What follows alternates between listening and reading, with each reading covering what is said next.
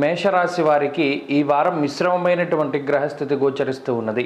ముఖ్యంగా ఈ రాశి వారికి జన్మరాశి యందు సంచారం చేస్తూ ఉండేటువంటి శుక్రగ్రహం, రెండవ స్థానమందు ఉన్నటువంటి గురుగ్రహం, లాభస్థానమందు శనేశ్వరుడు, చంద్రుడు వెరసి 4 గ్రహాల తాలూకు శుభ ఫలితాలు ఈ రాశి వారికి రానున్నాయి.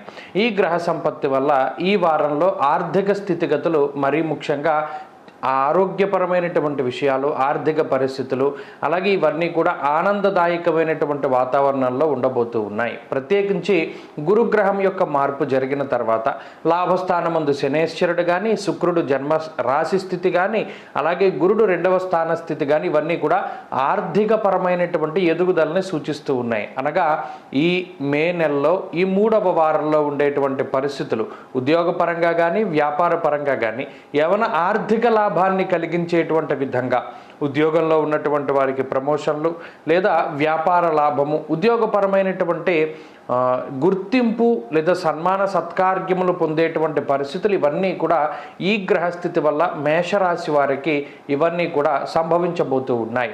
అంతేకాక ఈ రాశి వారికి ప్రత్యేకించి లాభస్థానం ముందు శనేశ్వరుని యొక్క స్థితి ఏదైతే ఉన్నదో, ఎవరైతే విదేశాలలో నివసించేటువంటి మేషరాశి వారు ఉద్యోగపరంగా ఇబ్బందులు ఎదుర్కొంటూ ఉంటే అటువంటి ఇబ్బందుల నుండి బయటపడేటువంటి స్థితిగతులను కూడా ఈ గ్రహస్థితి సూచిస్తూ ఉన్నది. కాబట్టి ఈ వారంలో ప్రధానంగా ఈ వారం ఉన్నటువంటి గ్రహస్థితి అంతా కూడా ఆర్థిక పరమైనటువంటి ఎదుగుదలని, అలాగే కుటుంబపరమైనటువంటి మానసిక ప్రశాంతతని పొందేటువంటి స్థితిని ఎక్కువగా సూచిస్తూ ఉన్నాయి.